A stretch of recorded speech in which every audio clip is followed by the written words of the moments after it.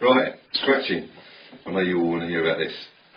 Again, marking up records is very important with scratching because it's all about where the sound is. A lot of people kind of can't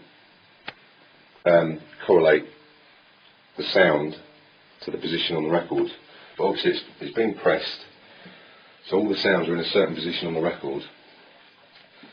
This is a scratch sample. This is for the DJ series that we do, which you probably will know about, which has got plenty of good scratch samples on it. And I'll just mark it up anywhere because there's so many on there, so it doesn't really matter which one's where the marker point is, as long as you've got one. Let's take the most common, probably the most famous scratch sample. Not the right one. That's the one, which you all must have heard. Every DJ uses that to scratch. So the marker point's there. You can hear that the sound comes in. So you always want to be winding the record back so that it's just held just before the sound comes in, which is there. So just get used to holding the record as light as you can, but still quite firmly so you can move it about. And just practice. I know it looks stupid, but just spend hours doing this. This is what I did when I first started. It's just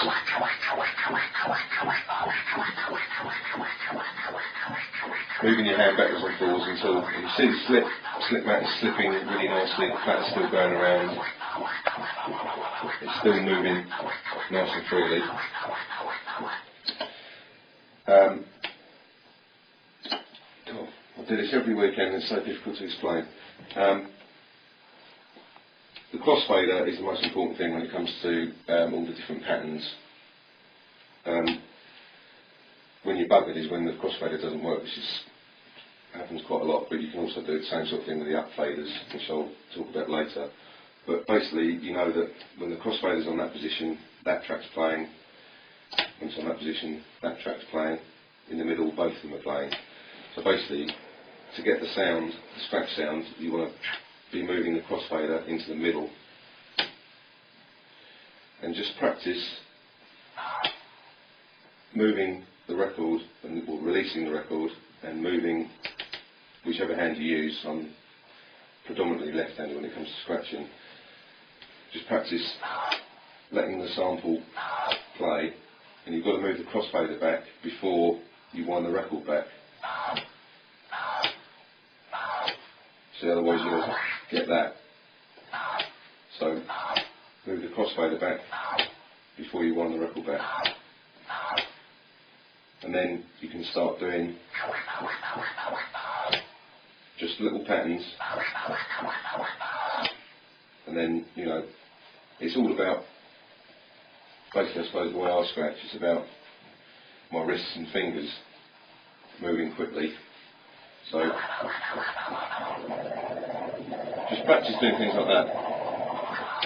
Seems really stupid, but it will help. Just and then start. So basically you always want to get the crossfader back to this position before you pull the record back. It's very difficult, it's so natural to me that now that it's so difficult to kind of explain how to do it, but you just got to just start off by doing one.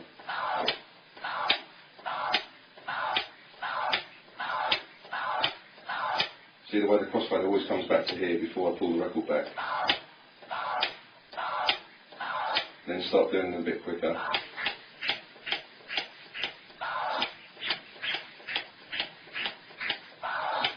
And then you can start leaving the crossfader in the middle and doing a few more little twiddles with your left hand or your right hand, whatever it is. And then incorporate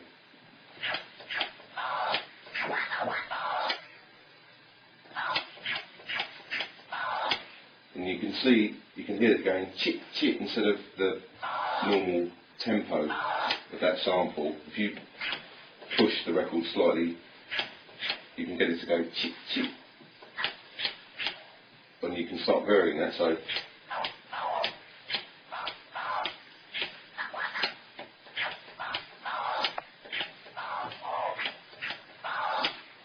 there we go.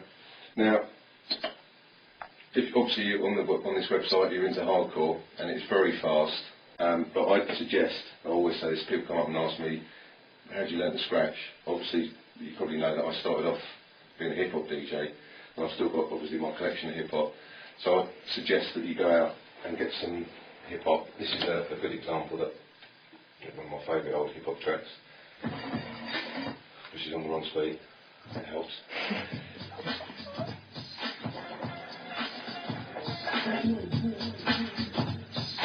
So it's a lot slower. It gives you a lot more variation when it comes to scratching. So you can just do what I was doing earlier, just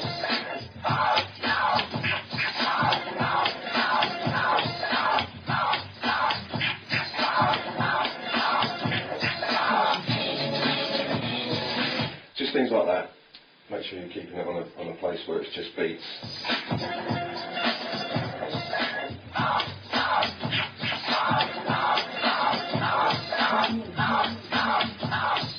Just practice moving your hand so that it's in time with the music you're scratching to.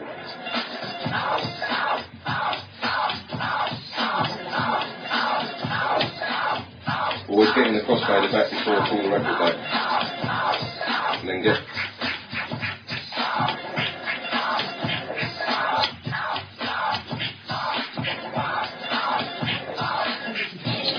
See there, I was putting some of the faster pushes in different places.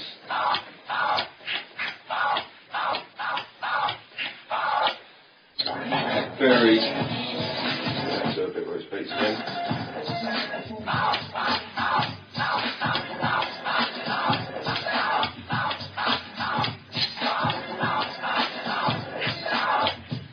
And then you can start, I'll put that back a bit, you can start experimenting, leaving the fader open and doing some little twiddles, and just make up different patterns with your scratching hand, leaving the fader open. So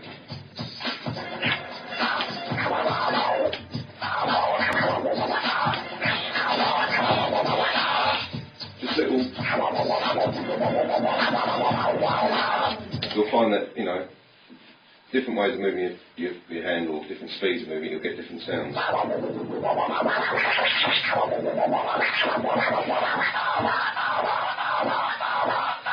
It's all about how you feel the record, really, and just, you know, get used to how it holds or how it feels.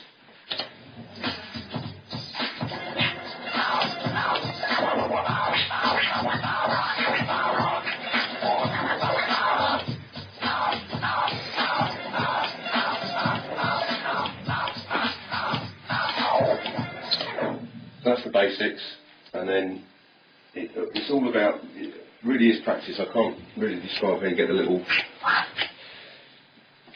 back clicks.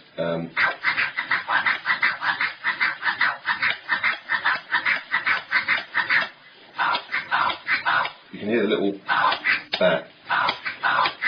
You've got to make that sound as clicky as possible.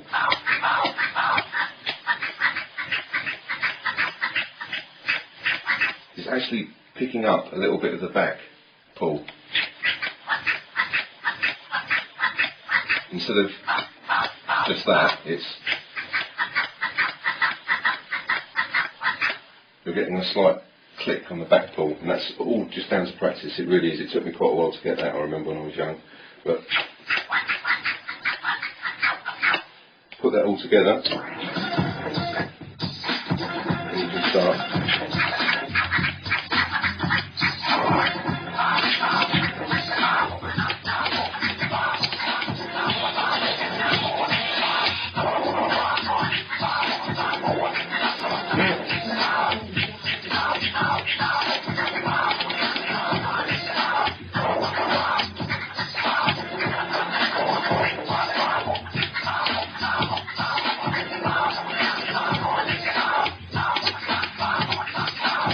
There, that's quite a common, it's like a triplet thing, which as you're pulling that back, you're making a triplet pattern with your right hand on the crossfader.